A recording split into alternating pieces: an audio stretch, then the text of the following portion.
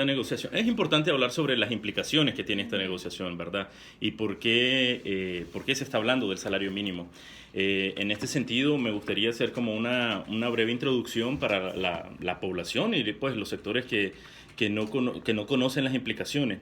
Hablar del salario mínimo implica hablar del costo de la canasta básica. Y en el caso de Nicaragua, pues nuestra canasta básica va aumentando constantemente, año con año.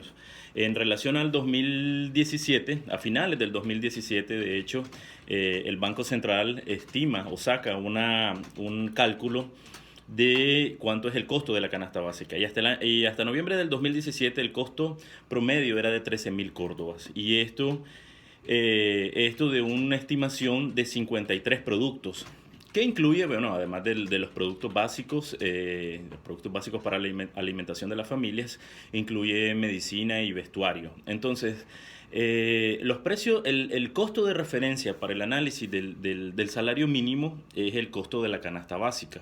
Entonces, la situación actual es que tenemos unos salarios mínimos aprobados del año pasado hasta el 28 de febrero, hasta el día de ayer, digamos, que pues en su gran mayoría ni siquiera alcanzan el costo total de la canasta básica. Esto, pues debido a múltiples factores, ¿verdad? Quienes negocian estos sectores, como ya muy bien los mencionabas, son la empresa privada, los sindicatos y el gobierno, ¿verdad? Entonces, hasta el momento, hasta la fecha del día de hoy, pues no hay ningún acuerdo. Hay dos posiciones que son, pues los sindicatos están solicitando un incremento del 12% al costo de la canasta básica y el COSEP y la empresa privada están negociando un 8.25% del costo del incremento, ¿verdad? Entonces tenemos, por un lado, los sindicatos un 12% y el COSEP un 8.25%. ¿Qué implicaciones tiene el que la empresa privada esté apenas proponiendo el 8.25%? Pues si vamos a hacer un análisis más económico, más macroeconómico, ¿verdad? Aquí tendríamos dos posiciones. La primera es las implicaciones que tiene para la familia, ¿verdad? Y todos y todas sabemos, y probablemente nuestra audiencia está clarísima de que el costo de la vida se ha encarecido en los últimos años y eso tiene una implicación en la vida cotidiana. Entonces, digamos que es más que justo una negociación y un incremento de un 12%, como los sindicatos están solicitando.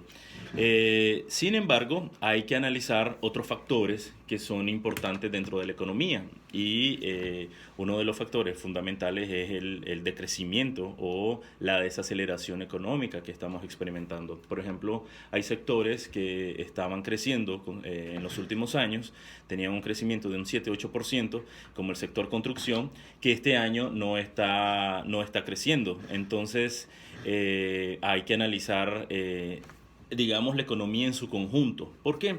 Porque una aprobación o sea, de un incremento considerable para la población, uno se alegraría, ¿verdad? Y diría, bueno que ahora tenemos un salario mejor. Sin embargo, si la economía no está creciendo, pues entonces las industrias no van a poder contratar más personas y lo que va a suceder es que van a tener que despedir a esta gente que ya tienen en sus planillas. Un incremento del salario no es solamente 500 córdobas más en tu salario, sino que es mucho más que eso. ¿Por qué? Porque a eso le tenemos que agregar aguinaldo, antigüedad, seguro social. Entonces, si en tu colilla se incrementan 500 córdobas para tu empleador, probablemente eso va a ser 1.500 o 1.000 córdobas en dependencia de el tipo de modalidad que tengas de contratación. Entonces, ¿en qué estamos? Por un lado, sí, es una negociación justa y debería, dado que el costo de la canasta básica está en 13.000 córdobas, como decíamos anteriormente, hasta noviembre del 2017, con 53 productos, y los salarios. El salario promedio es de 10.500 según el Banco Central. Ese es el salario mínimo promedio, ¿verdad? Ya sabemos que cada industria tiene un salario promedio distinto, pero el promedio es 10.500 y un costo de la canasta básica de 13.500. Entonces, efectivamente, los salarios ni siquiera alcanzan el costo de la canasta básica. Pero como decía, hay que analizar en conjunto los otros factores económicos que influyen en ese sentido.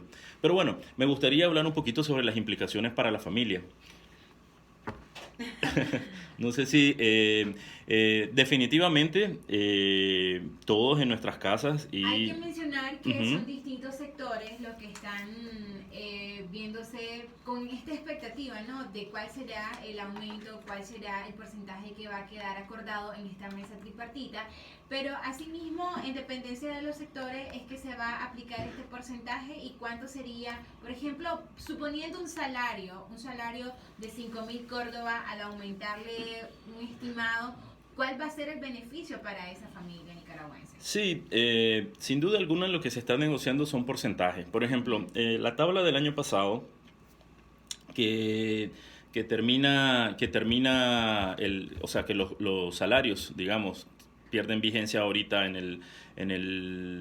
ayer, 28 de febrero, Ajá. andaban el sector agropecuario 3.733, la pesca 5.734, la minería 6.777, la industria manufacturera 5.074. Estos son los salarios mínimos de referencia. Ahora, si se da un incremento, digamos que se llega a una negociación y se dice, bueno, ahorita están los dos sectores, ¿verdad? Por un lado, el COSEP está diciendo el 8.25%. Ese es su punto de referencia. Y los sindicatos están peleando por un 12%. Entonces, probablemente, pues siendo razonable, a lo mejor se llega a un 10%. Ojalá que así fuese. En el caso de que se llegara a un 10%, o siendo optimista, ¿verdad?